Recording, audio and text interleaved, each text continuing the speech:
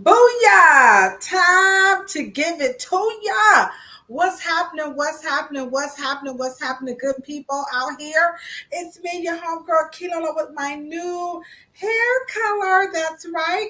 I have new color. It's all freshly did it on up. Y'all check that. Ooh, look good, dark.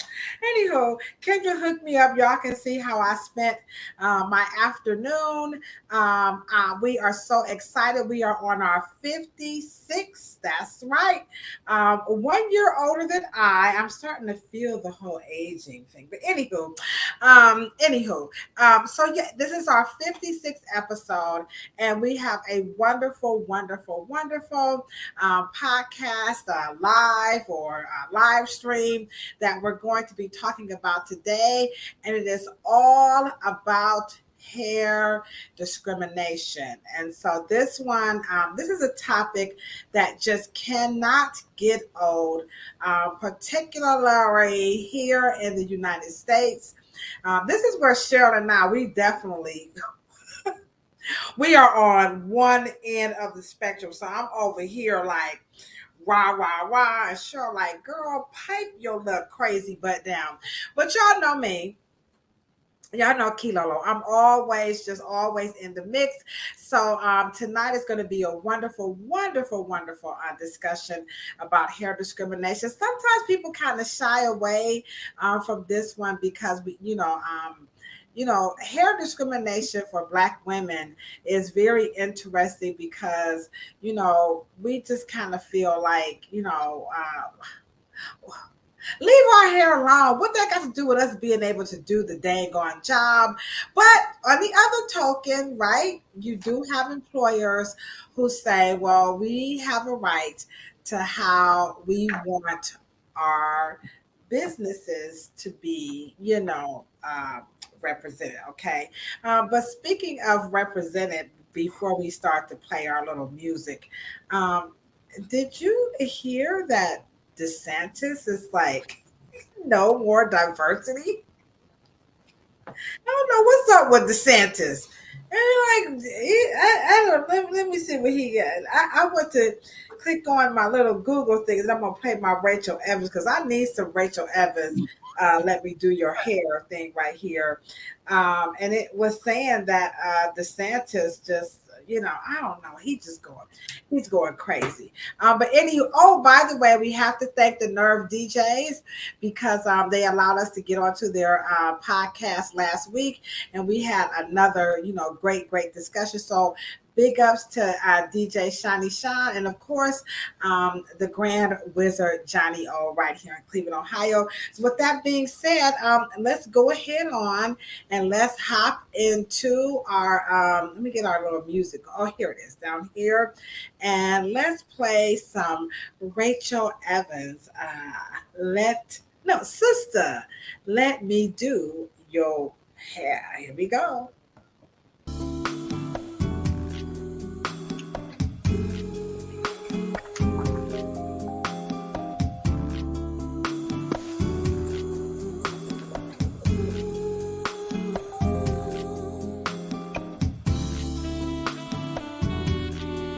Hey, come on, food, come on in, y'all. That's a good topic tonight.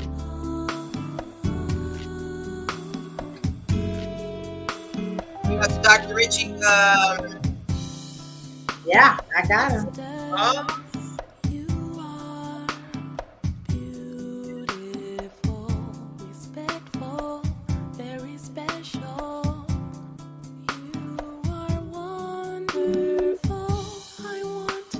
Hey. Let me help your light to shine through. I'd be so What's up, Sandra? if you would let me do your Hey. Let me do your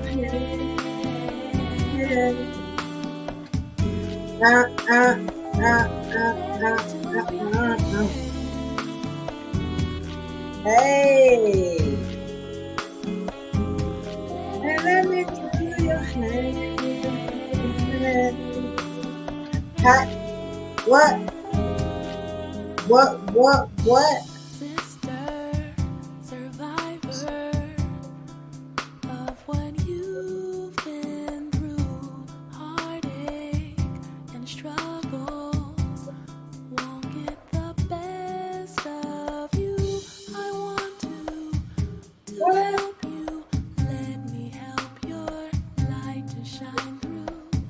You'll be so very happy if you would let me Let me do do your your hair. hair. Hey.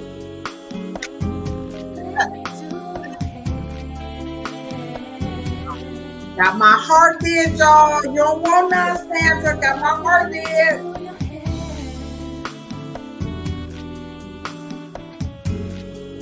And let me do your hair. All right now. Hey. All right. That was our homegirl, the lovely, lovely, lovely Ms. Rachel Evans. And we just have us a wonderful, wonderful, wonderful, wonderful good time. And we're going to have a great discussion. This one is like I said, it's a little bit it's a little bit heated. But speaking of heated, let me show you this. I got to show you guys because we're just waiting through the chat. My homegirl Sandra just popped in on us. Did you see this? You guys got to check this out. So this is by Dyson. They make a lot of hairstyling tools. So this one here, let's see what we got going on here. Let me just pull this one up. Here we go. Here we go.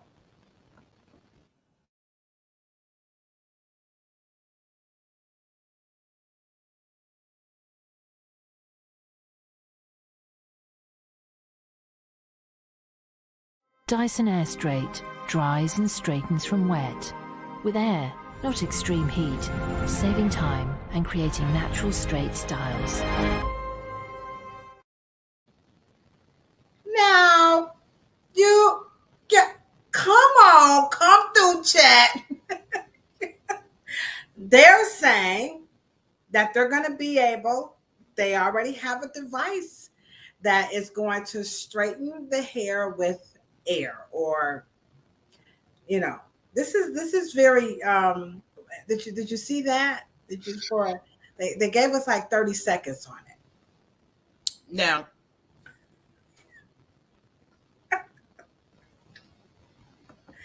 Look at maybe, Sandra. maybe I don't understand. Maybe I don't Sandra, don't you understand. get started. Sandra, please don't get started. Let us get through. Let us get through. Um, Well, Sandra's writing a book, I'm sure. they're saying that this air can, it's better. Isn't that new technology? What do you think about that? Okay, so when we blowing, what are we using? We're using motorized heat. No, we're using air. I was I was trying to sound all fancy. Okay. All right, Dyson. But you know what? I'm gonna buy it. You one of those gadgets. That's right. I am. I'm a Yeah, you gadget. are a beauty gadget girl. I am. I'm a gadget junkie. So I'm gonna go ahead on and buy this thing, and we're gonna see what this is all about, and will it work on hair? Will it actually straighten out hair? But we shall see. But in the meantime, we have this. Yeah, and because it's coming. It's a new form of blow drying. Okay, okay, but it's consecrated. It's consecrated between these two plates, and I just want to see it. It kind of gets lost in translation. You know what I'm saying? So I just want to have this Dyson experience with air straightening is what they're calling it, air straight. Okay, so Don't you have that with the Rev Air? I do have it, but this is supposed to be like, instead of flat ironing, she saving up for coinage. Instead of flat earning, you're supposed to be able to. But I'm gonna check it out. Y'all know me because I like to rate these things. So maybe Dyson might send me one. I am a quasi bootleg influencer. So maybe Dyson might send me one. But if not, it's okay. It's okay. I will check that thing out. But anywho, we have a layered discussion topic today. It's all about hair discrimination. I actually have some, I had the wonderful opportunity. Her name is Dr. Wendy Green. And she came to Cleveland maybe about a month ago. The NAACP had her come on out and talk about her campaign about the Crown Act. And so she left us with, oh man, she left us with so much. By the way, her hashtag is free the hair, and she left us with a whole bunch of documents, and I got all my little notes and stuff. I was reading this, and so this one here on Free the Hair, this one is about how Black hair is transforming state and local civil rights education. So to get this topic going about hair discrimination, I really felt that the size of the First and the 14th Amendment is a good place to start. So Cheryl, with that being said, get us going, because I think hair discrimination is definitely real here in the United States. That's one. Two, but on the other token, don't get mad at me, y'all. Don't get mad. I do understand an employer's, position of how they want their company to be represented. I mean, I own a hair salon, and I do have some rules around how I want the team members to look so that we can, come across as professional cosmetologists. Now it's agreed. I'm not, I don't have to force, because people who come here, they want to do it.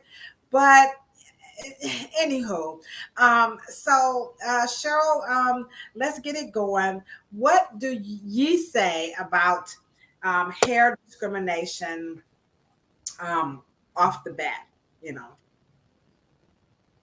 Well, I'll be on the record. I don't know if in TV land, there is no such thing as hair discrimination. Oh, Cheryl. Now, Sandra, please don't. Wait a minute. Hold on. All comments. Cheryl, it's me, Kilo. Yeah. Yes, Kilo. Now, come on now. What do you mean it ain't no hair? What you talking about? I know. Okay, well, are they telling you to cut it off? Well, they're telling you how you can and cannot wear it. No. Are they discriminating against your hair? Okay, well, put it this way. Let me give you a broader question. Okay, let's get this out the way. If Me and Sandra okay, let me. Do they discriminate it against it when it's straight? if it's not. Do they discriminate against your hair if it's straight? No. Okay. So it's not hair discrimination. It's style discrimination? It is Afrophobia. Now, the reason why I said what's the difference is because if Kim Kardashian came in there with her braids and her twists and her locks or whatever, there is no case law on stopping a white woman or a white man from wearing the same hairstyles and entering the workplace. Well, maybe it hasn't been, recorded yet. I'm sure, because You have to understand. I don't know. We've already worn locks to the workplace. We've worn afros to the workplace. We've worn afro puffs to the workplace. We've done this, y'all, in the 60s and 70s. Please. They did not say You cannot come to the job with a California or Jerry curl. You got to come with a permanent wave. They didn't Well, say that. So they're well, not discriminating against but your black. Well, wait a Your minute now, Cheryl. They do have cases where I've got some stuff here. You know, the woman working for the airline company where she was told that her braids was not professional. I mean, people.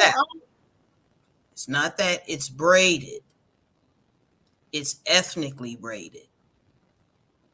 It's not just the fact that you have hair. They're not discriminating against your hair. They don't want you to be without any hair.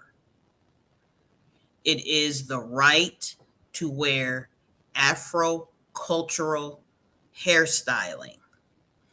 Now, when that cultural hairstyling is on black people, there is a problem. Now, one of the things that is fascinating that's missing from the historical conversation is that when you were on the plantation, when you covered your hair with a head rag, right? Right. That was what we call uniform. That was a uniform. That black people just didn't decide to cover their hair. That was required domestic uniform, which means that white people dictated that you cover your head with a head rag. That ain't discrimination. I mean, Well, you have to understand that's human right discrimination. That is not hair discrimination. what isn't And that semantics now? Come on, what you say, Sandra? Don't leave me hanging. I well, mean, well, because we won't ever get to the crux of the conversation, because you are talking about a Western world thought that they don't want to see any ethnic expression of African ancestry on your body.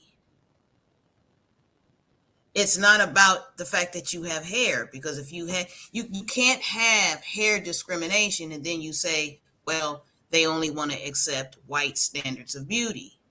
But all white people ain't walking around with straight hair. It is a constitutional problem. And when we make up words like hair discrimination, it allows the system to maneuver as if it exists. No, you've always have not been able to express your African ancestry. It has nothing to do with having an afro, because you wore that already to the workplace. okay, it's okay. Yeah. Hold on. And let me just say this, you have to go a little deeper, because one, you understand that every person in terms of religious regalia, any uniform that is akin to your culture, they don't want your black ass doing it. You don't have a privilege to be acknowledged in the workplace. The term professional is not, and you guys keep asking yourself, well, what is professional? You're never going to get to what they mean because it's codified. Meaning? It's codified in terms that the workplace does not want you looking and acting and expressing freely. So here, The constitutional issue. It's not us to make up something called hair discrimination. It's not the fact, because at the end of the day, the first discrimination, let's just say if you want to use hair discrimination. Well, if that's the case, you were discriminated when you were forced to wear a head rag and an apron and to look a certain way in terms of being a servant. right? A porterman had to have low cut hair, which means that we want you to look like this, and we are dictating what is suitable to where we will acknowledge your presence. That is the codified language of professional. But if you are giving full citizenship to a people, they don't have to go through what we call hair discrimination because it's already embedded into the system. People will say racist. I am basically saying once we go to another word, you are not triggered or don't acknowledge me when I have braids on, because you don't want my blackness in my cultural expression to be freely mobilized in any workspace, any gathering. It doesn't make a difference. But I let a white woman wear cornrows and it's triggering. So therefore you will acknowledge her presence in your workplace or your workstation or the plant or the manufacturer or the production house. It doesn't make or your store. It doesn't make a difference. This is a 4th century problem, has something to do with racism. So we're going to create another word called hair discrimination. So we have another thing to worry about. And it's not discrimination. Okay, so let's take Sandra's thing. Okay, so we got hair. And now, Sandra, I don't know what you mean, like back in the day, was this like the 70s or, early 80s?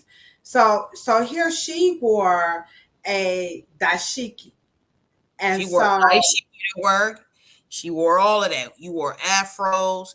The white folks was wearing their curls and wearing their hair. They stopped straightening their hair too. And they was wearing their hair free and down. They was not going to the salon anymore. It was the 70s. We did this already.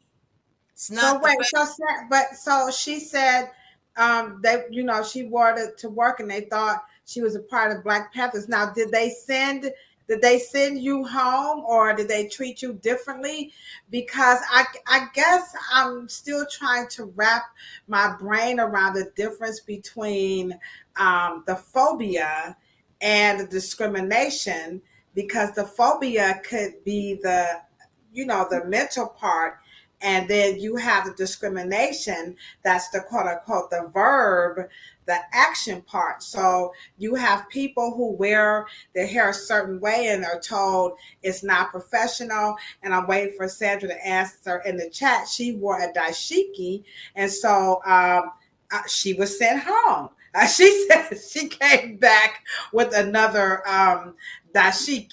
What's up, brother Unc? Okay, we got the pseudo killers in the house. What's up, brother Unc? So she was sent back home, and she said she came back with another dashiki. So told the line between Afrophobia and discrimination, because they're fearful, but they're acting out of that fear by saying, no, you can't wear the dashiki, Sandra.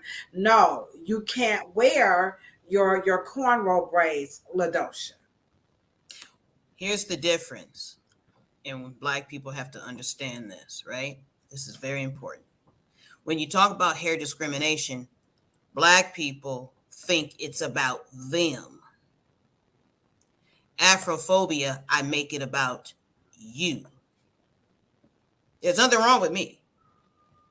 There's something wrong with your mentality. One of the things that never happened, and this is why I don't like the reparations conversation, is because slavery when you talk about slavery, you focus on the actual servant. I want to talk about the mentality and the neurosis of the enslaver. Right. Okay, so we're shifting the thought processes from the subject to you know what? So Sandra, are you feeling this one? Now, this is a new angle, but you're really touching a hot button when you're talking about confronting white people on their mental. Are you still mental health? Now, one of the things that the great James Baldwin, he says, who's more offended by the word nigga? Me, because you call me one, or are you examining what is it about your culture that needs to have a nigga? Like, why did you create that character? Because I didn't invent it, so I don't know what it is. So I'm not going to own it. But what I'm going to do is put it on you. What makes your mentality can only deal with people of color unless they are in a impeded position? What makes you create these things? Are we really dealing with the social triggers of the power structure of white people who can only maintain their presence amongst people who look closer to their identification? And when anything is outside of that, I want to not own it. I want to question you. What is happening to your mind? What's happening to your collective? What's happening to your workplaces? What's going on when you have that moment of seeing a black person in a dashiki? I want to know what's going on in your mind. I don't give, it's not up to me. I'm a U.S. citizen. And see, that's the constitutional conversation we need to have, because it is on the administrators of the Constitution that's having a problem with your look, identity, self-image, and your persona, not Okay. person. I got you. Okay, that's deep, but okay. So let's take a peek at some of this Constitution, and let's see where they're at. Let's see which one is this one. Here we go. The Constitution, one of these amendments. Congress can make no law abridging the freedom of speech, press, religion, assembly, and petition. Okay. So Now, okay. now, what does the Supreme Court protect when it comes to corporations and businesses? What do they protect? Their freedom. I don't know. They don't protect professionalism, because that is relative. They protect the dress code, the right to have a dress code. They don't protect professionalism, because what is that? Right? Because 125 years ago, you walking around in a frock and an apron, head rag, tied up, that was professional. And your hair wasn't done, was it? It was a head wrap. It was a rag. They didn't give a shit who you, as long as you show up to work. You were supposed to have your clean maid outfit on. You were supposed to look like a servant. They want you, that is what they wanted you to look like. They did not want you to look like you could have been a boss or in charge or a master or independent. They didn't want you looking free. They wanted you to look, you had a uniform. That is the only level of where they acknowledged your presence, which is the codified meaning of what professionalism is. So it's not so much as the actual, like you said, it's like an unspoken type of a thing that's going on. Like, we're not gonna talk about it. We're just going to tell you this is what it is. And what Black people, what we're doing is we're receiving all of it, but we're never going to say to them, what's up with you? Right. That's going to be hard to do. So let's hear another amendment. Let's see. This is the 14th. No, that was the first. Here's the 14th amendment. Let's hear. Ratified in 1868, the 14th Amendment was one of 3 Reconstruction-era constitutional additions aimed at abolishing slavery and establishing legal and civil rights to formally enslave Black Americans. Divided into 5 sections, Section 1's language has been central to issues beyond slavery, including desegregation, voting rights, abortion rights, LGBTQ protections, and beyond. Okay. I see what the United States are doing. They're coming up with these rights or Bill of Rights or whatever to kind of deflect. Because this is deep. This is a whole new way of thinking here. So she said, hold on. Okay, I see you. So Sandra said this is why she challenged them when she wore the dashiki on the weekend, not doing business hours. So they backed off. So, in a sense, Sandra addressed their neurosis by saying, I mean, without, I know you didn't say this, Sandra, but like, okay, here you have this issue over here that I'm going along with. Now I'm over here on the weekend, and because she's saying you are gonna say something about my dress over the weekend where it doesn't apply. So she is basically doing, or she did what you said, which is address them head on. Now, what's your problem? Now that I'm not at work, this is the weekend, and now you have another problem. Whereas if she would have went with you're discriminating, it would have removed the responsibility from their thought processes, and it would have just focused back on to your The right to have a dress code. I have a right to have a dress. See, once you stick with that hair discrimination thing, and it's not because this is what is really fascinating to your point and to Sandra's point is this. How did my hair get caught in civil rights? Something that grew out of my head. How did my hair get into the civil rights business? I've been reading her stuff, and so at the beginning of the both of her papers, she is. Let me just kind of read like one: skin color, African descended peoples. Natural hairstyles have served as a basis of African descendants' racial enslavement. So she's saying at the onset that our hair, I could be reading this wrong, and you guys just kind of help me out. I mean, well, not reading it, but I could be interpreting what she's saying, and I'll read it again.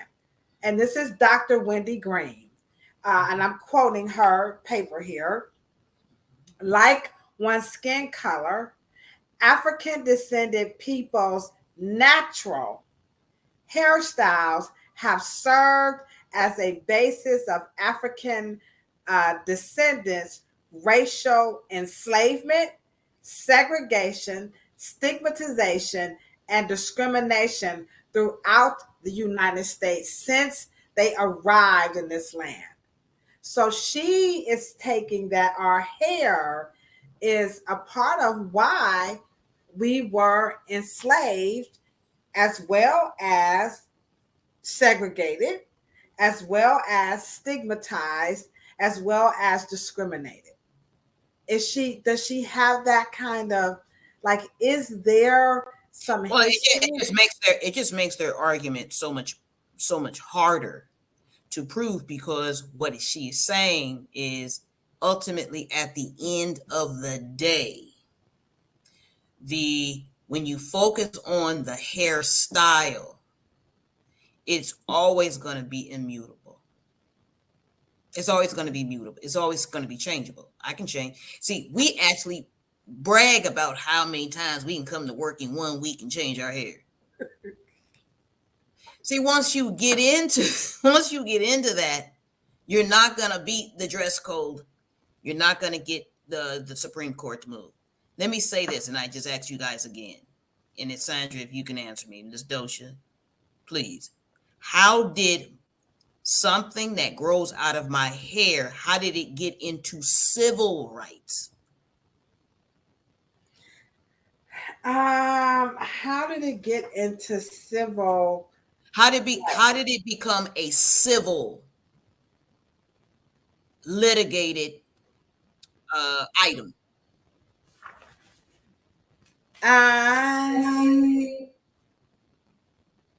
Is my hair akin to my gender? No. It is. I can't change my gender. I mean, I can go in and get sex change, but my point is I can't change my skin color, right? How did my hair get into a statutory litigated item? How did that happen?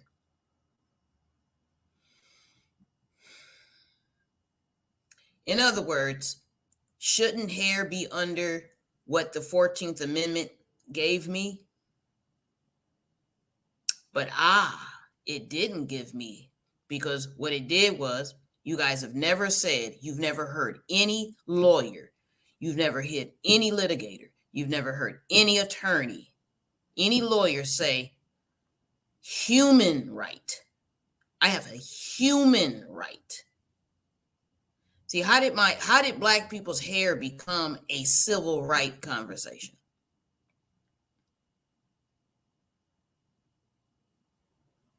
What is my hair separate from my skin color?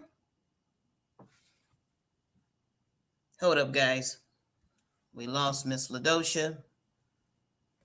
So I guess the point I was making till she comes back is basically it's a matter of a conversation of Black people being able to have this conversation out of the civil conversation, which is civil rights.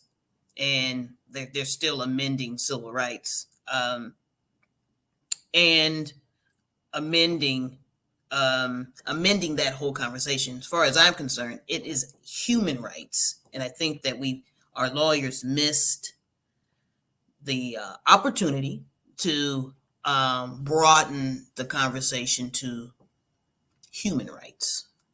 And I think that that would be much more of a constitutional conversation rather than civil, which I think that is hard to fight in case law. It's hard to fight. It's going to be hard to get some wins with the Crown Act in these cities where the Supreme Court ultimately is protecting the right to have a dress code. And I guess that is my point. Ladosha, where are you?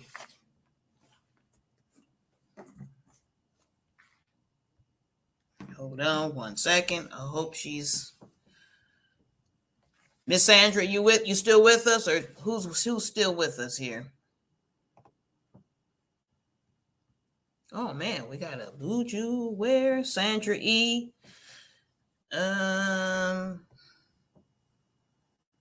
What the heck is Ladosha? Yay, yeah, you are here. So I mean, I guess Sandra, does that make any sense, guys? Mr. Ware, does that make sense? Much more of a natural rights conversation versus a civil rights conversation.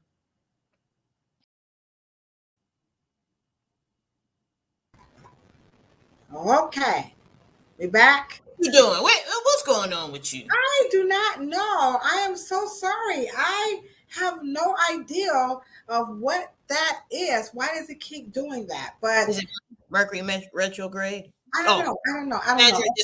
Sandra just answered me about this the civil rights hair conversation. I think it's stupid, but that's just me.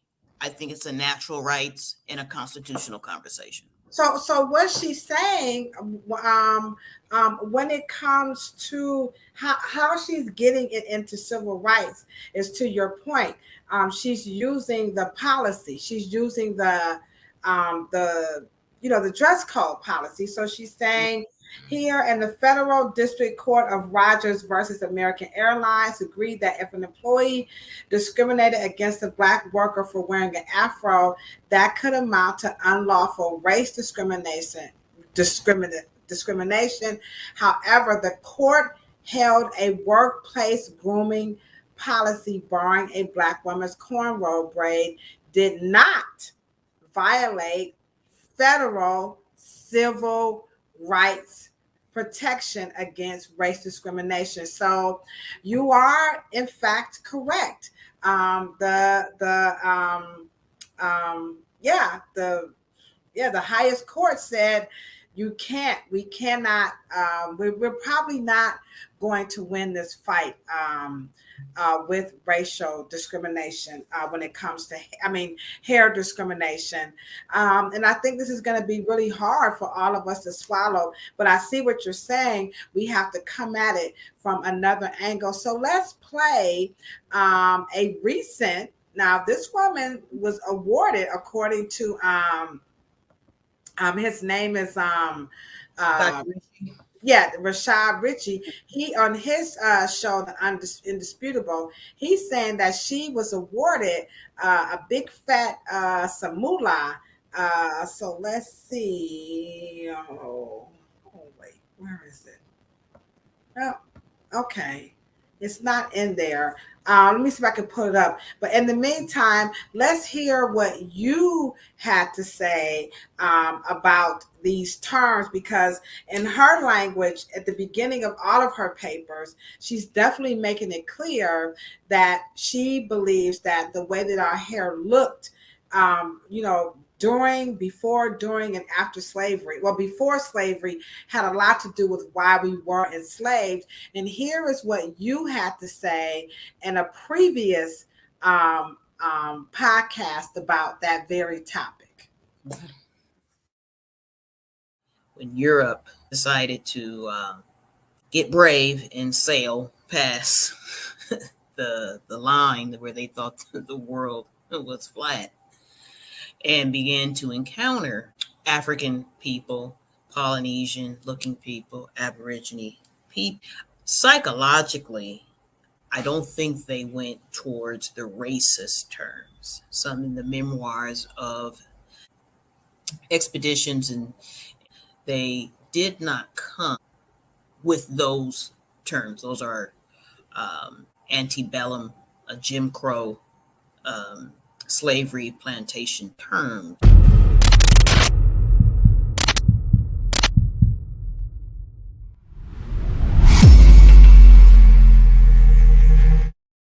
So this is where it gets really heated, because we are saying that they called us nappy, kinky, like they did this stuff to us. But you're saying that per their memoirs, they did not bring this language, this racist thought about our hair when they began to steal and take us, or trade, because it's the Africans have admitted their role in slavery. That the hair, that was not an issue. So talk about that a little bit more, because these are stories that we are saying that they were the ones calling us nappy headed and kinky and woolly, and this is their stuff. And and you're saying that's not true. This is gonna be hard. Sure, you're gonna get it. It's not about if it's not true. We have to put it in context. You're talking about Jim Crow South America, the United States. This is not Europe. Europe has way too many years of copying you. You have thousands of years of trying to, several centuries, 13th century, 16th century, 15th century, 14th century, 18th century, 19th century, of a people trying to mimic your texture, your hairstyle. Is it what we are talking about in terms of present day? The natural, let me ask you a question. What is natural hair? If anybody can just Google it, just put in Google, what is natural hair? All right. What's up, Sister Nia Colby? Okay, let's put in what is not natural hair? Just read the definition. What is natural hair? Is natural hair. All right, here we go. It's coming up. Afro textured hair is what? It's saying, what is natural hair? Afro textured hair is a human hair texture originating from sub-Saharan Africa. Each strand of this hair type grows in a tiny angle like helix shape. The overall direction. Can I stop you? That is the definition of Afro. I didn't say that. I said, what is the definition of natural hair? Well, that's what they got. No, that says Afro textured hair. I'll What? type in what is Scroll down. natural. Scroll down and get the Okay. definition of Okay. Oh, okay. So this is Birdie. Okay. So Birdie says natural hair by definition hasn't been altered by chemical straighteners, including relaxers and texturizers. Okay, that's the definition. Now, can that be a white person? I would say yes. Can that be a white person? Yeah. Yes. Can that be a man? Yeah. Yes. Okay. So just by the term, it is only akin to a salon treatment. That is not what the Crown Act, that's what them Negroes meant to go to that damn legislation body to do. That is not what they meant to do. We have to fix the term because all of us is not wearing what we call natural hair. So that means that we don't get caught with, we don't, you know what I mean? Right. We can't be protected by the Crown Act. And also, which is very peculiar, I don't understand why does what the Supreme Court says about immutable and mutable hairstyles, what does that have to do with state law? Because the states have to accept the Crown Act.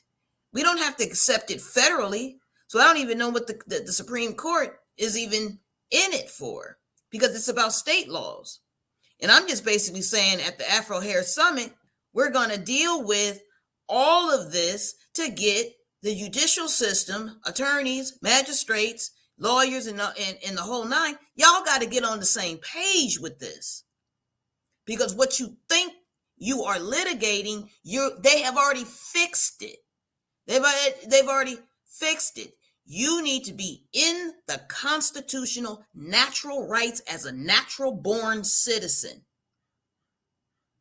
And they have gotten you locked into a uniform that has not been dealt with your natural rights as you become these 14th and 13th amendments dealing with your citizenship of sovereignty. You're a citizen, but yet you are still talking about hair discrimination. And that's the problem with it. So here's the thing. When it comes to the reason why we're talking about the hair discrimination is because controlling the whole thing.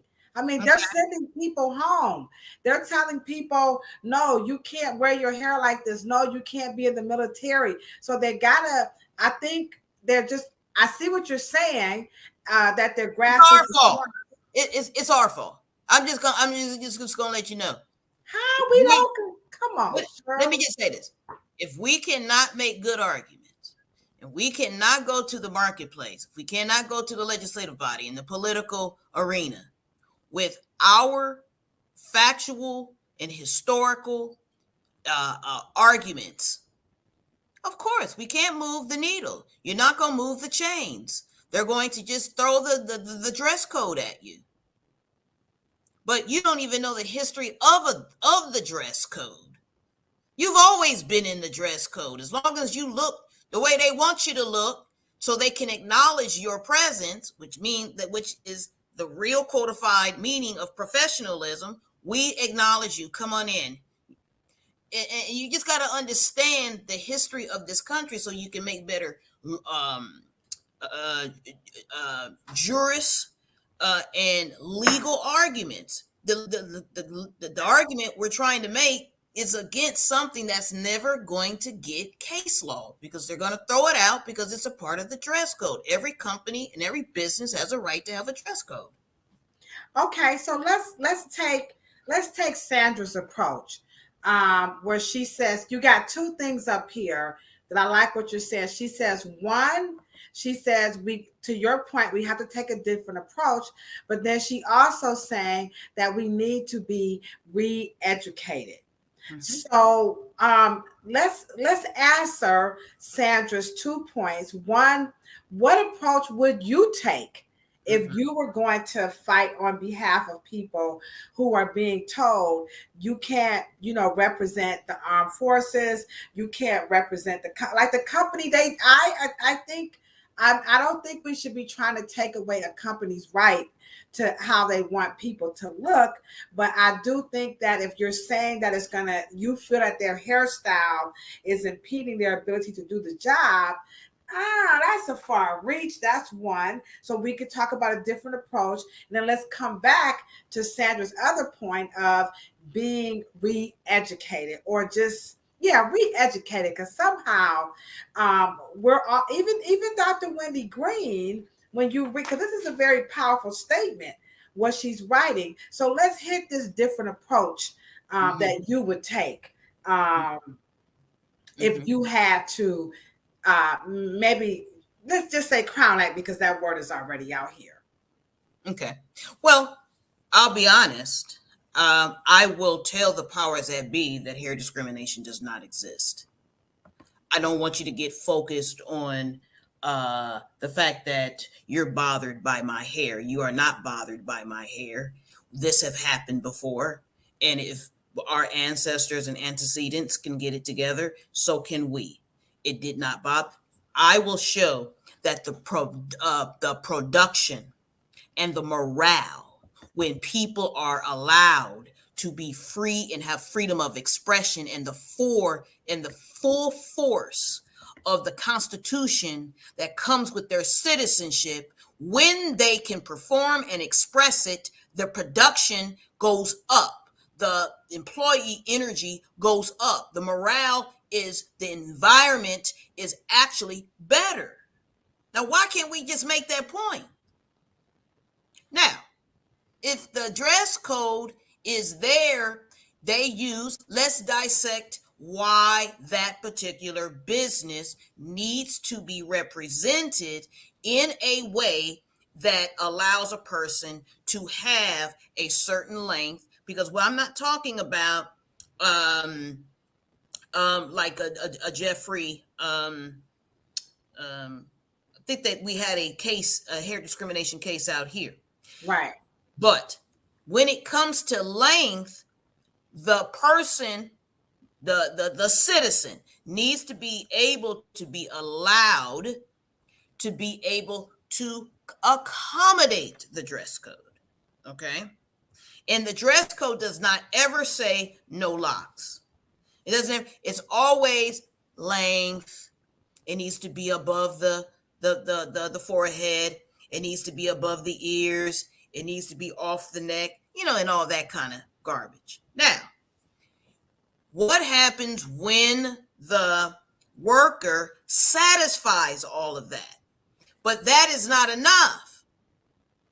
They want them to remove the lock. Now, I just satisfied your length. It's out of my face and it's above my shoulders. But right there, ain't that discrimination? Remove the lock. No. If I satisfy the 3 requirements and you say, no, we want you to cut then that is not discrimination. No, because they have the right to do the dress code. Let's see here. Go ahead. No, but when you go up a level and they can't satisfy it, right? And I tell Miss Susie, who is Egyptian or Arab, right? Right. And I tell her, I just want those bangs cut off. I don't like those bangs. And she says, if I can't satisfy the dress code, that is when you're talking about a whole nother level of employment discrimination. It's not hair discrimination. Okay. So let's see. I think I found the clip. Let's see. Here we go. when Europe decided to get brave and sail past the line where they thought the world. Oh, that's not. I don't know why it's not coming up. Okay, so I'm trying to put. You mean you're right. You mean the Dr. Ritchie?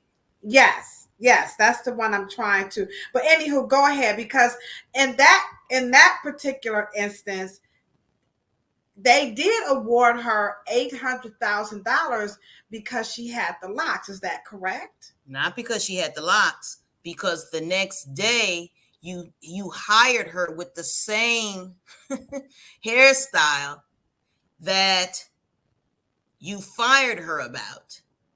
She didn't change within 2 days. She didn't work but just 2 days.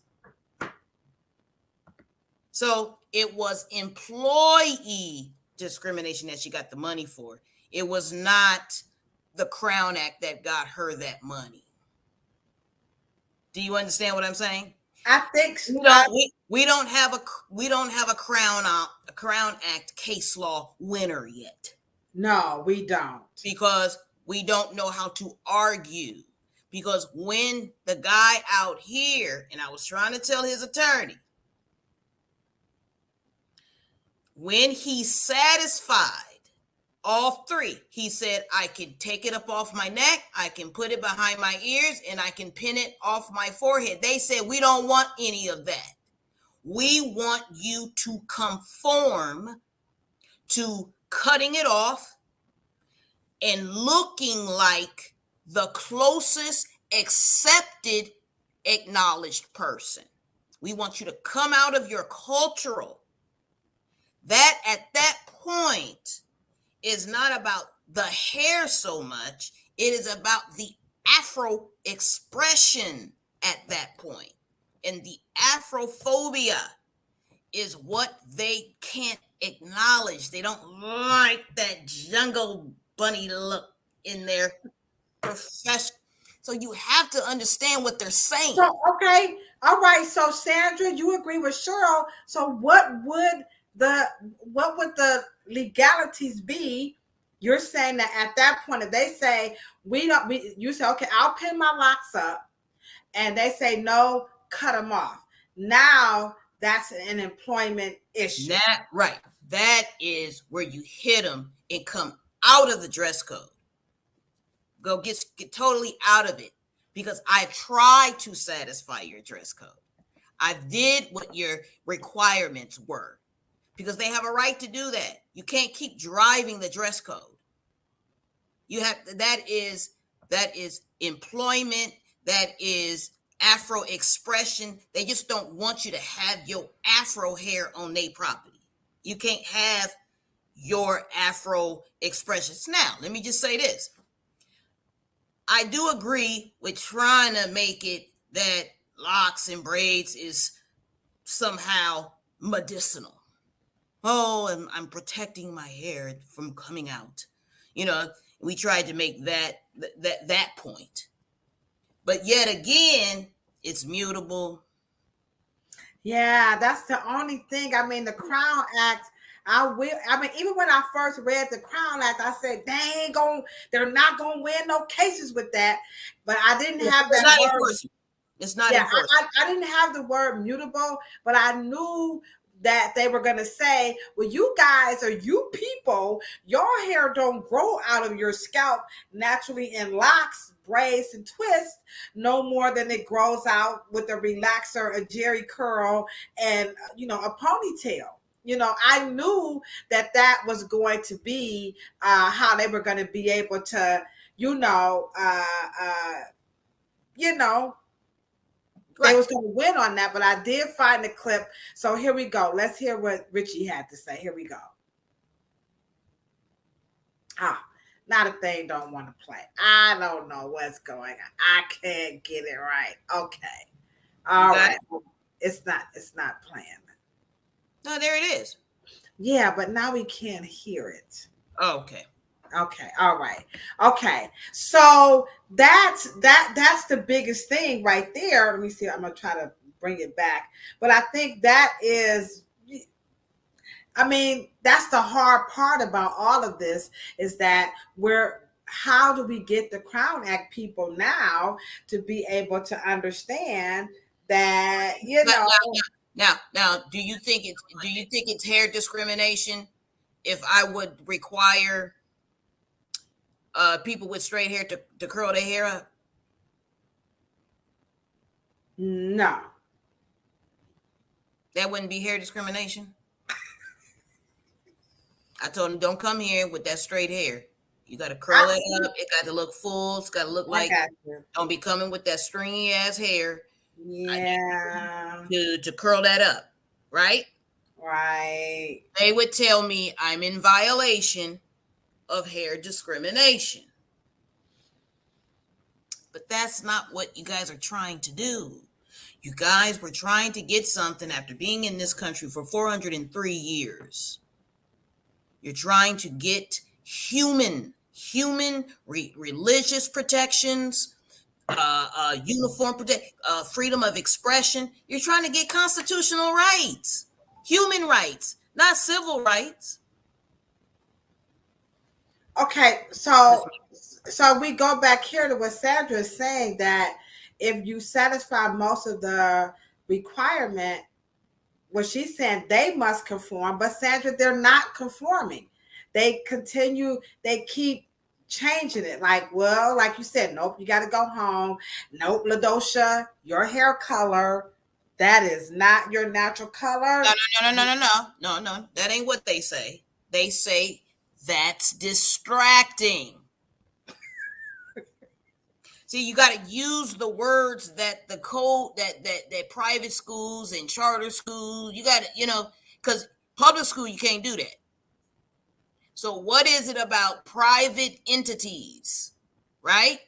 And private schools, private owned companies, right? They can write their own dress code policies.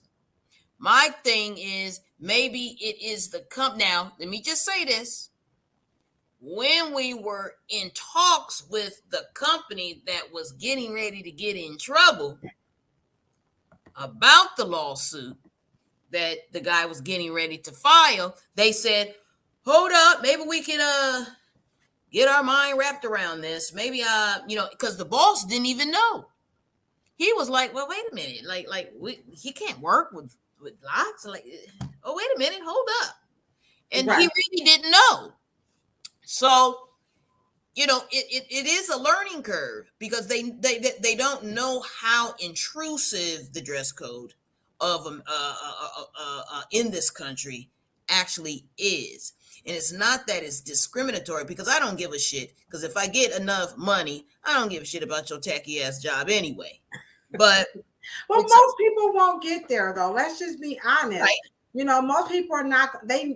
Some people actually like their jobs. They don't want to be self-employed. They want to, they want to work where they're at. They like what they're doing for a living, but we have got to find a way to help move the needle on the Crown Act, because Jesus Christ, this woman is spending, and I'm feeling really bad for Wendy Green, and I don't understand why haven't an attorney kind of looked at it the way that you're looking at it as an employment.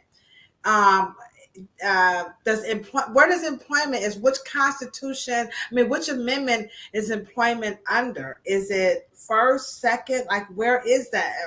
Well, first of all, you got to make the total presentation of how far, well, not how far, how close Black people are still under plantation uniform law.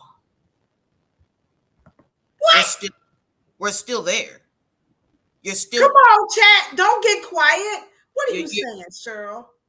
You are still under. I just told you what the etymology of the word professional, what the meaning and the root word of professional means.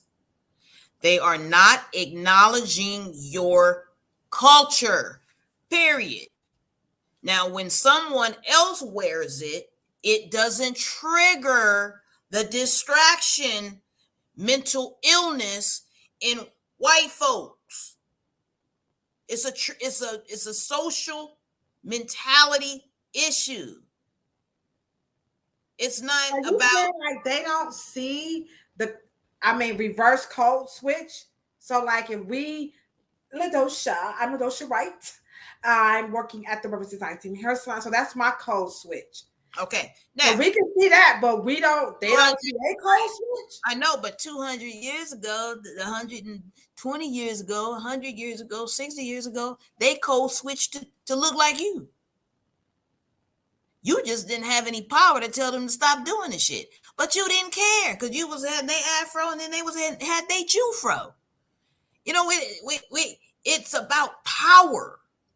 And when the attorneys don't understand that this is about power, and you are still under the codified entity of a dress code, the dress codes, just go do a history of dress codes. Dress code came from your black ass. So they can know the classified and class and where to put people and how to put people and to mobilize certain people and to keep certain people from mobilizing. Because if you're in a uniform, then you have to stay. That's why they have in the Western world, blue collar, white collar. That's codified. And say white collars can, you understand what I'm saying? White collars tell blue collar who works for who. Does the blue collar work for white collars or white collars work for blue collars? You tell me. And it's always some subjugation in terms of limiting your mobility and elevation and prosperity and pursuit of happiness. It's constitutional conversation. It's not about hair discrimination. Wow. Okay, I got the clip. So let's see what they're saying in Alabama, as Bugs Bunny would say. Here we go. Who deemed braids unprofessional? I don't know. No one did. What you talking about, Willis? Let's put up this example full mass. You see, that's a hairstyle. That hairstyle is typically worn by black women. A company decided to fire a black woman because of a hairstyle like that. Ain't nobody got time for that. Let me give you the background. Here's the company she worked for and called Dynamic Security. A black woman has now been awarded $800,000 after she was fired over locks in Montgomery, Alabama. The dumbest shit people say about black hair. So fired. She would not have got no $800,000 if she had not been fired. So that is what? Employment. Because she had the interview with the same what? Hairstyle. Now, hair is a natural right. You never had natural rights in this country. And we don't even forget about human rights. You ain't never had that either. So they just throw your ass into civil as if they're civil. You know what I mean? So there's no way to get around it because it's civil rights. So as long as we hey, we can have you can't even have, this cannot even be actually litigated because you have the rights of the private entities and then you have, you have no civil rights violated unless you fire them.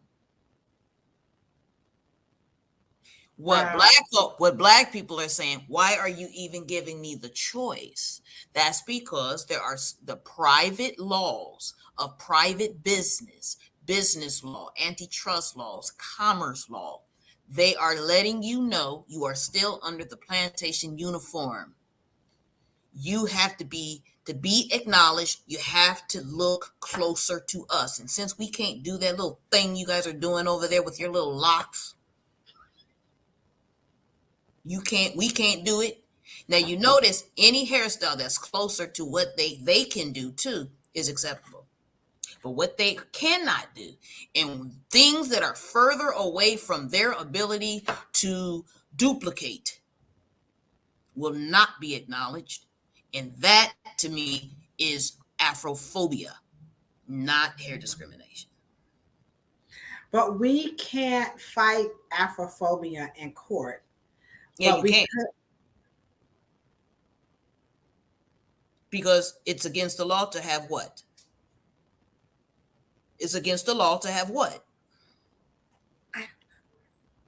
You just said Afrophobia is about the employer, not the employee, because the employee does not have power. The employee doesn't have any power. no. In this country, the majority cannot rule or experience anything at the brunt and on the backs of a minority. That is constitutional. That's how. Now, how do you teach Afrophobia? That's why all jurists, magistrates, judges, attorneys, and lawyers need to have their ass at the Afro Hair Summit.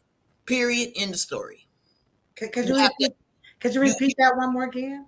Yes, that's why all jurists, magistrates, judges, lawyers, and attorneys need to have their ass at the Afro Hair Summit, July 15th through the 17th, so they can understand, one, a historical context, two, historical Afro language, codified language that keeps you locked out of your constitutional rights, and fourth, learn new language so you can solve the problems of your day and stamp them out so your babies won't have to come redo it like our dumbasses redid the Pentagon's Crown Act. They already did it. And when people are left to have their cultural expression, the Pentagon proved that that was such a synergistic, spiritual, professional, right decision. That was the right thing to do. And it was so positive that what did Miss Beth say? It even removed the draft. Wow. Do that in companies and across workforces, and it can do that in any workforce, any industrial complex on Earth. Why are we acting like that? That shit is not healthy and productive to the American workforce. Well, let me just say this. A lot of people are not aware that the military already did it. So let's play a clip again just to drive in your point that the United States government already pretty much proved the benefits of allowing people to culturally express themselves. Let's see it one more again. Leaders recognized that PX stock was aimed primarily at white soldiers and their families, and that many Black soldiers and their families felt ignored. They felt like they were not being treated as full members in the Army. The shelves on PXs were filled with shampoos that promised to bring out the natural highlights and the softness of hair. That wasn't welcoming. So they solved the problem that was within their sphere. The first thing they did was to identify a, quote, urgent requirement to improve haircutting for Black customers, Afros. They located a Black barber from San Francisco who had written about styling Black hair, and they sent him traveling around U.S. military installations, Army installations all over the world. He spent 3 weeks in Germany and England, where he taught 750 barbers and 300 beauticians. And then he did a 40-day whirlwind tour of Alaska, Hawaii, and Southeast Asia. He taught barbers how to cut Black hair. This is him teaching barbers in Tokyo. I gave this a version of this talk in Tokyo in January, and had a lot of requests for copies of this photograph.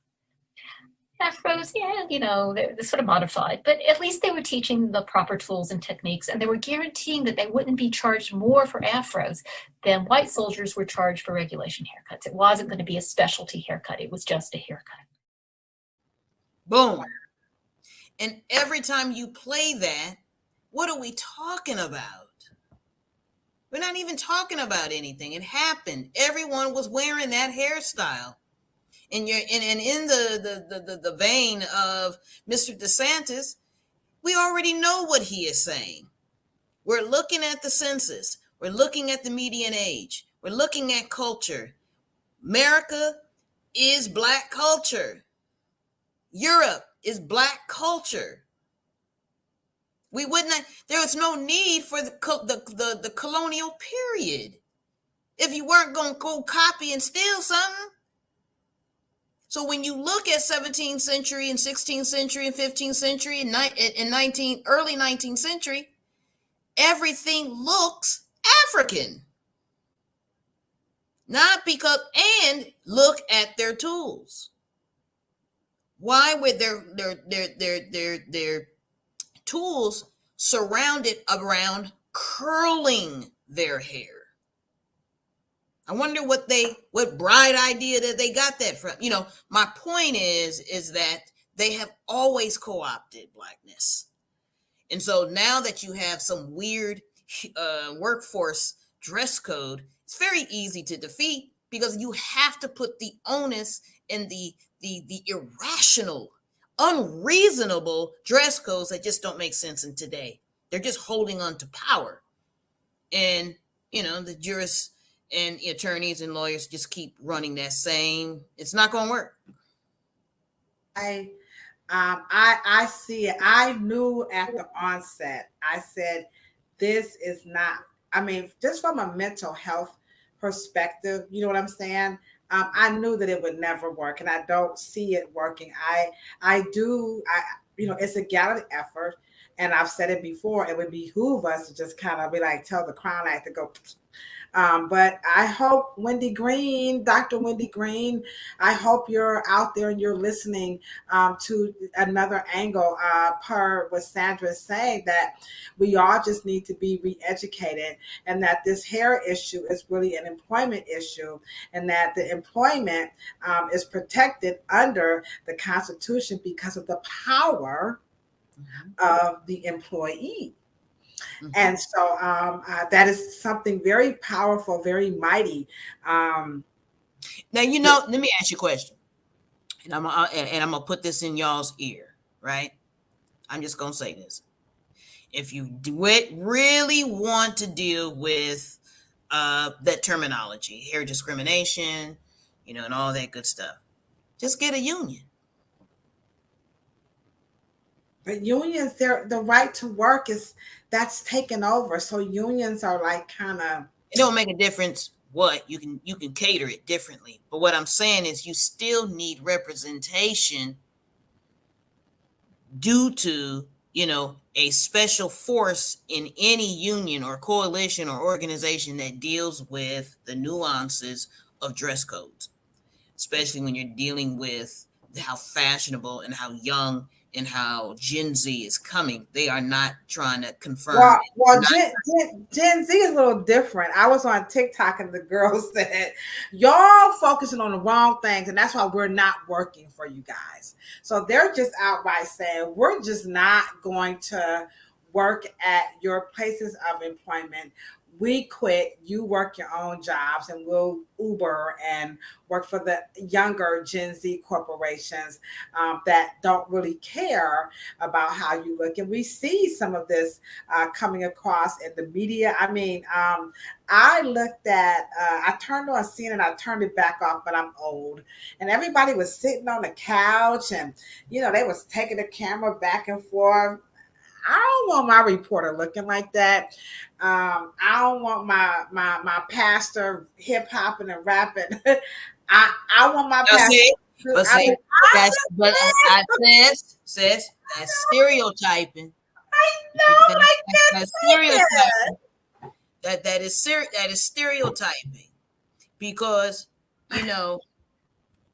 see that's the danger zone, and I know that's the danger zone, because that hairstyle you got would not make it through professionalism. I know, but they're supposed to be the pastor, the minister. They're upper, they're echelon. They're revered. I don't want him rapping. I don't want him be bowing down to the Lord. Let's read the damn scripture and don't be hip hopping over my stuff. Miss Sandra. If I hear one more preacher do If I hear one more preacher take that damn break, now that's work to me. Well, that's all that harmoletics they do. All that bullshit. Okay? All that taking a breath and slobbering and spitting in your face and all of that other craziness. Wow. This is okay. Wow. Okay, all of that is the same in part and parcel. What we're saying, all of that is Black culture. However, I have to say, I have to agree with Gen Z because at the end of the day, natural hair missed the opportunity to take the baton that they had already been given. They started all over. We ain't got no Black founders. We ain't got no Black stuff. We ain't got no Black products. We ain't got. Now, at the precipice of 2023, where is the natural hair community in terms of their organization to help these lawyers with this stupid ass argument? Where are they? They on TikTok now. She said they dropped the baton. I think they just got in a little bit, Well, first of all, they have no business in the Crown Act in the first place because natural hair is only a anti salon process movement. It's just anti-chemical. It has nothing to do, but I know how locks got in it. I don't know how braids got in it because natural hair is not representing them. They're representing their own agenda, which is anti-chemical. It does. It says natural hair by definition hasn't been altered by chemical straighteners, including relaxers and texturizers. So that, Then you just have the African haircut, God, whatever, King or whatever his name is. He talking about shit. Even heat is anti-natural hair. It is utterly ridiculous. So I mean, we're just making our job to be Black in the Western world so much more difficult. And I hate to say it, out of the words of the great master mentor Amos Wilson, is just dumb goodness and stupid suffering. That's all you can call it.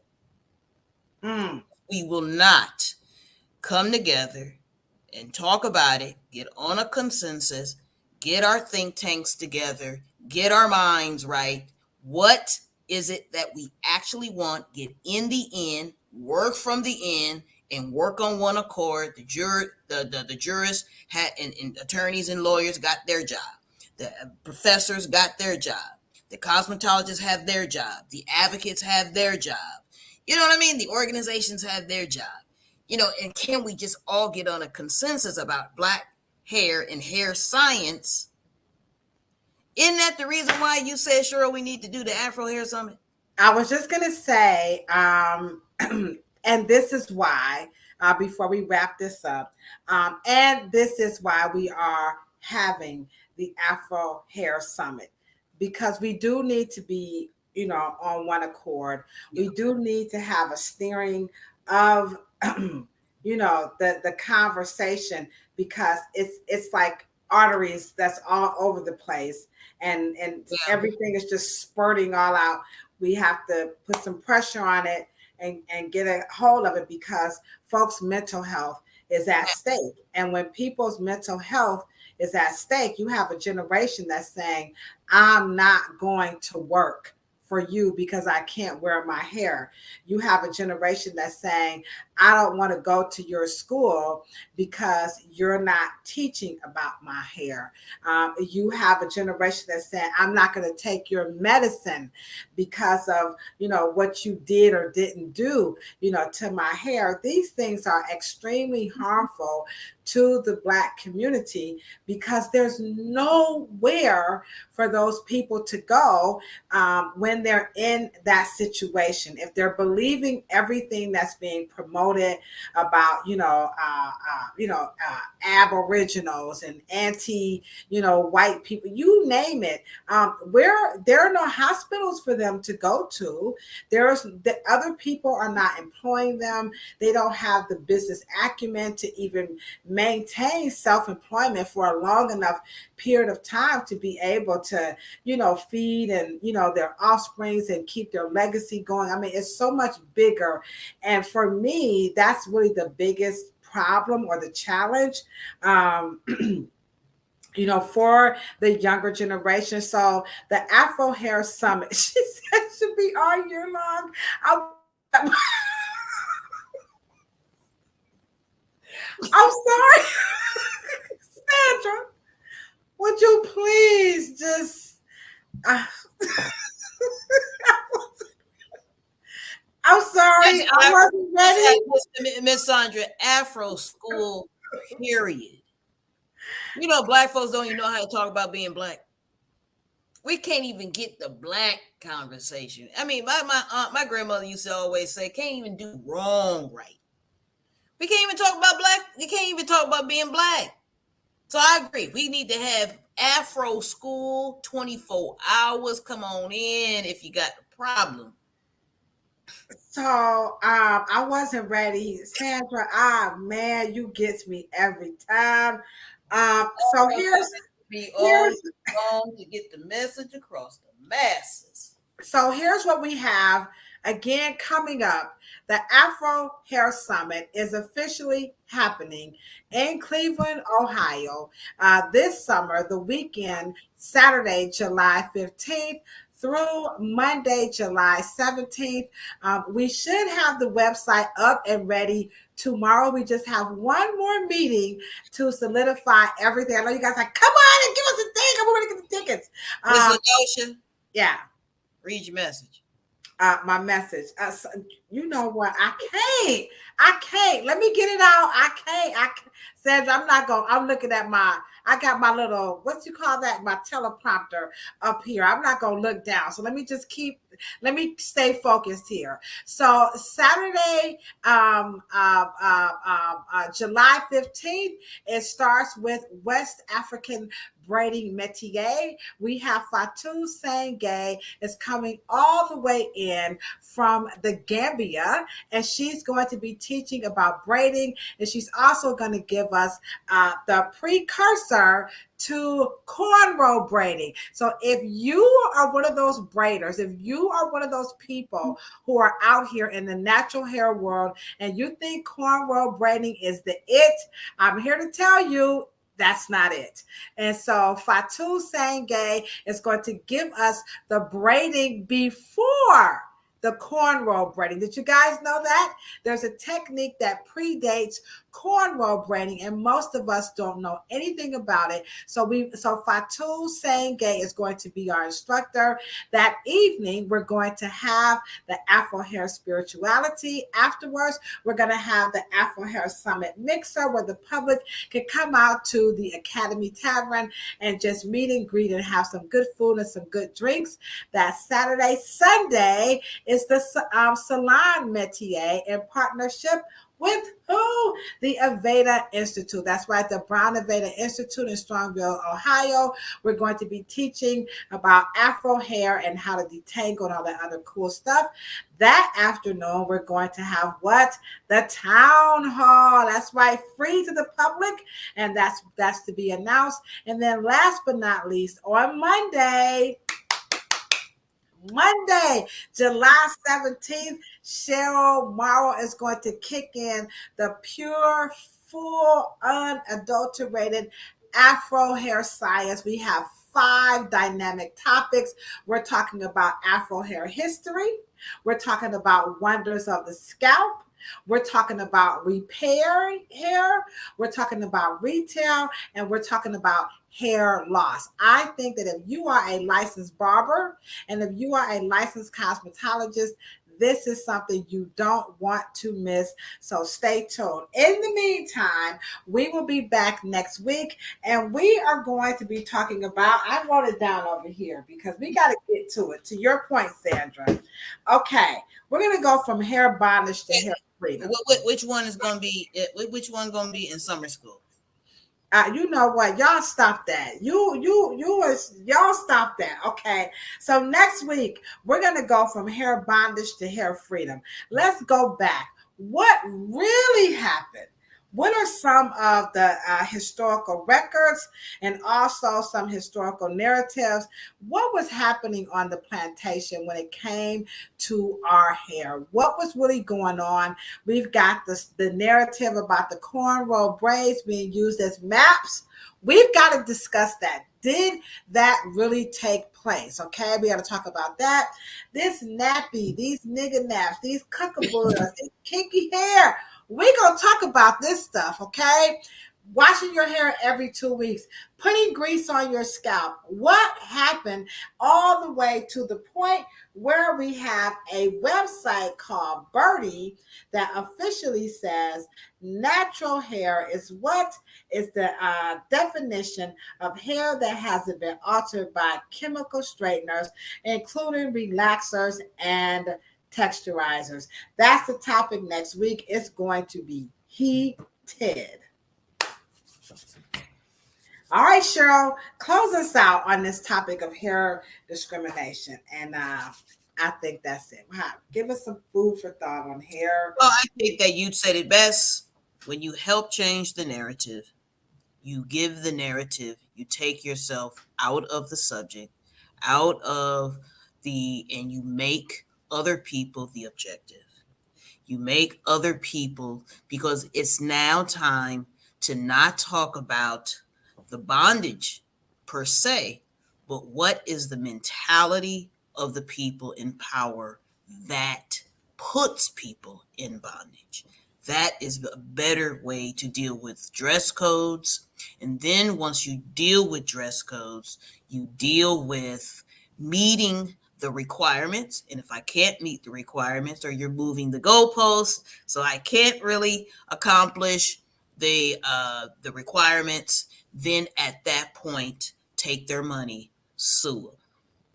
But until then, you have to understand this is a country that does not, they have phobias about you actually expressing the Afro features, the Afro personality, the African center. However, but make sure that you understand that they don't have enough Afrophobia to put you on their cans and cigarettes and boxes of rice and things of that nature to move their world forward. So they're not afraid of you. They're not discriminating against your hair. They're using your hair to actually sell products. That is not what we're talking about. We have to get smarter. The conversation has to get more sophisticated. We need to come together, get on one consensus, and we can stop these social illness and take these things and take the air out of racism and take the air out of racism. It behooves us to be smarter. Period. That's it. All right, guys, we will be back next week. We're talking about at 6 o'clock p.m. EST or 3 o'clock p.m. PST. The topic next week is going to be hair bondage to hair freedom and everything in between. How from the beginning, the middle to this present day moment. You know what we say when we're signing out. We're always talking about a whole lot of peace, a whole lot of love, and for sure a whole lot of hair, because I got my new hair color popping off here. Thanks, Kendra. Yes. Shout out to my colorist, Kendra. And check this out. Remember this, guys. If you don't have any hair, you can't stand. We're going to talk about that too. If you ain't got no hair, don't want no hair, can't stand no hair, we're going to talk about them bald heads and those bald patches, because all of that truly, truly, truly is beautiful too. And so are you. So we'll be back next week at 6 o'clock or 3 o'clock PST. You guys have a wonderful, wonderful night. Deuces.